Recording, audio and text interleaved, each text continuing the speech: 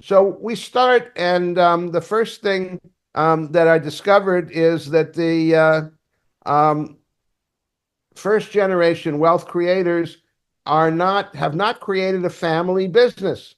They've created an entrepreneurial business, and it's organized. The first generation has certain qualities, and these qualities of the first generation are universal. Every country in the world, from Asia to South America to Europe, Africa, has kind of an entrepreneurial personality, and they're totally focused on the business.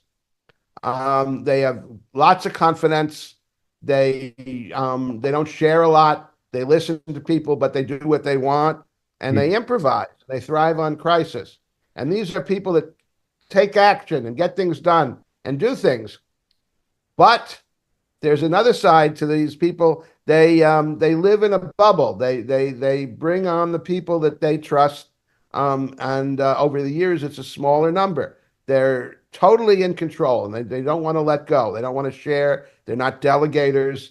They listen, but they do what they want. They're secretive, and and next generation reports that the entrepreneur is not usually a good mentor or a good listener. They meant the elder generation tells them what to do, but doesn't ask them for their ideas and they don't feel appreciated. So there are wonderful things that the creator does, but also great problems that come up because of the limits of who they are. And this is the challenge for the family. So the next generation is in a situation where we call paternalism, where the older generation is has good intentions, but they tend to make decisions for others. The way that the older generation acts is, I know and you don't, and I'm going to take care of you. And they do things, and sometimes they share money and they help, but they don't really ask people to contribute. They kind of tell them what to do. Um, they don't they don't invite new input. They don't invite new ideas. So people in the next generation that are creative and take initiative and are independent look at the founder and they say, well, gee, this is not somebody that I want to work with. And so a lot of founders actually turn off the next generation and push them away because they don't really involve them. They don't trust the next generation. They take care of them, but they don't really trust them. They don't say, well, what would you do? They don't say, what do you want? They don't say, what new ideas do you have? What could we change? They say, this is the way, and this is a problem. The other thing is that the family is stronger than the business. And so the family style of relationships, the way that parent-child relationships are, the conflict in the family, the expectations. The family, older generation expects loyalty and gratitude and not complaints. And the younger generation is sometimes frustrated and not included.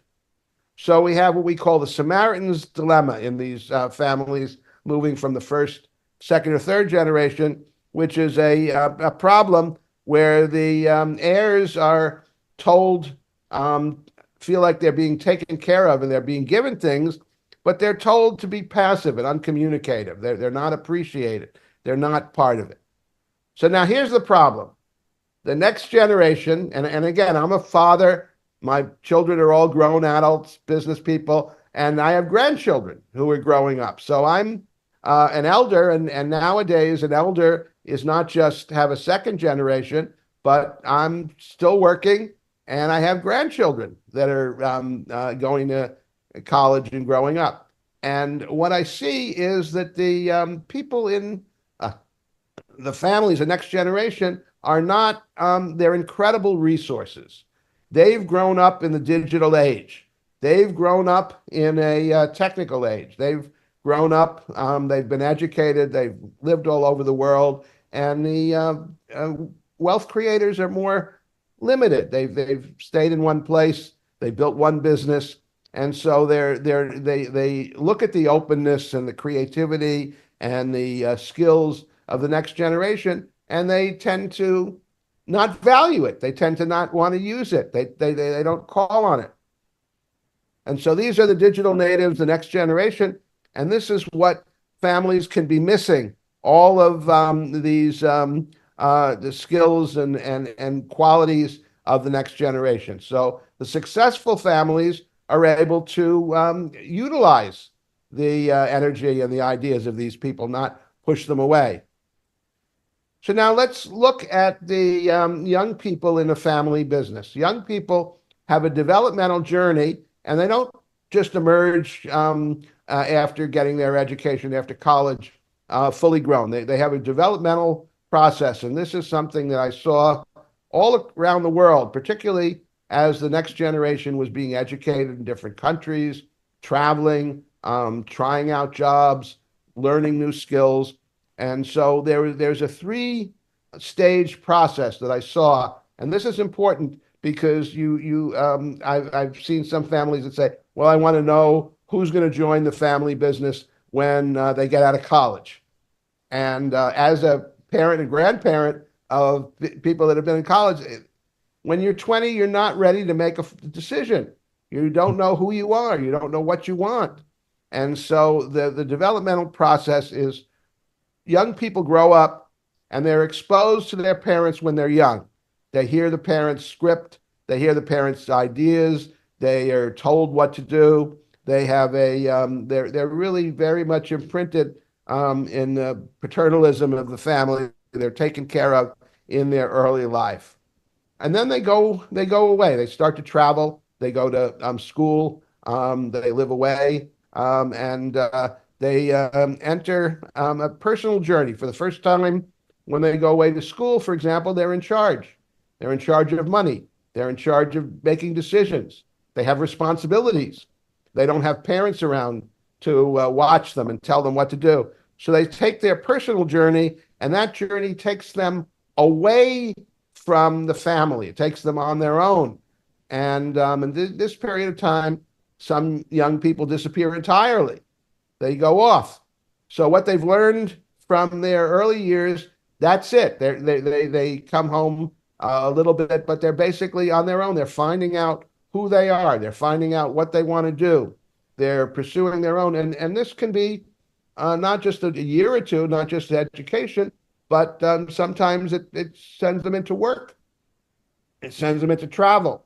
And so they're away for a period of time. And the family has to understand that during, let's say, the 20s, a lot of the next generation are going to be gone. And this is when they're forming themselves, and they're forming themselves outside the family. So you don't know what's happening to them, and you may be very surprised as a parent. You have a young child that leaves to go to college, and years later, after they've worked someplace, after they've developed some credentials, developed some skills, traveled, matured, they come back to the family, and they're a different person, and you have to get to know them. So after they've been away for a while, then they've developed credibility. They develop competence, and there's a point at which, let's say, they're beginning to start their families, and now they are kind of turning their attention and saying, well, let's see where the family enterprise fits. Let's see where the family resources fit. Let's see what the family is doing. And so they return as a new person to the family, and they begin to say, well, what is the family business? What does it offer?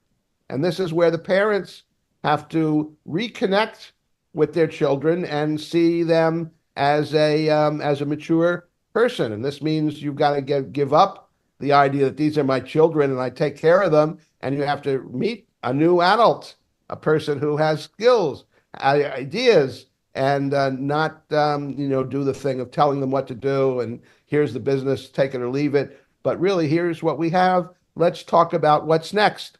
And so the parents have to begin to let go and not to tell the next generation what to do, but to empower them. And so the families meet and begin to connect in a new kind of conversation about what's next.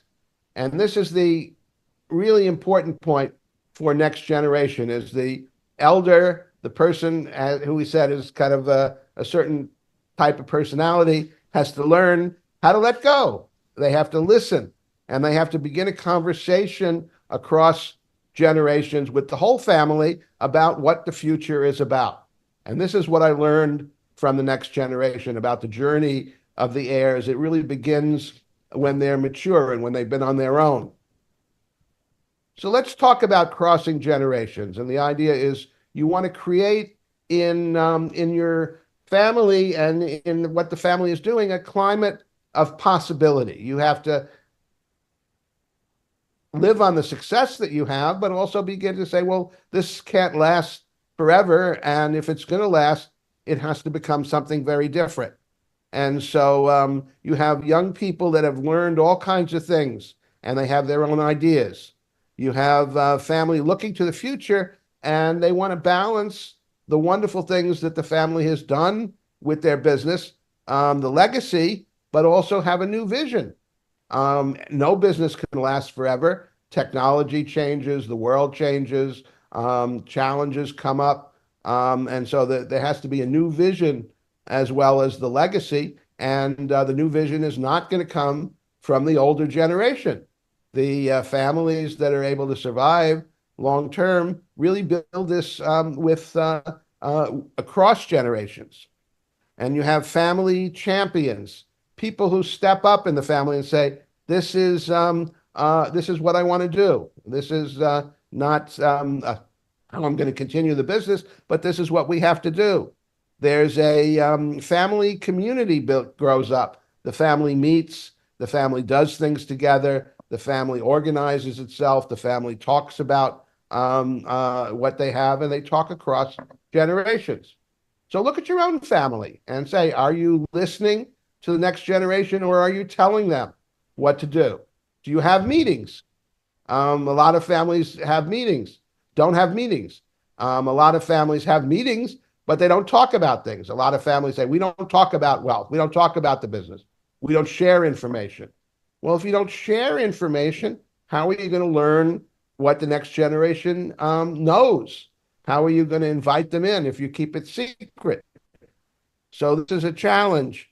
And there's a process of negotiation across generations where the generations meet, they exchange, they talk, they consider things. So let's talk about how you can prepare your next generation for entering the family enterprise and contributing creatively. First thing, and this is a pretty common thing and also a problem for families, is that young people don't get their education, get a degree, and then come and work for the family. If they only work for the family, they're never going to see other models. They're never going to get new ideas. And if you're a family member, you're never going to get good feedback. So I believe, and I've looked all over the world, and I've talked to all kinds of families, that the people in the family have to work outside the family, and not for 6 months, not in an internship, but they really have to learn how it is to work for somebody, how it is to be accountable, how it is to be responsible and have to produce. And they develop a track record. And they also see something else other than the family business.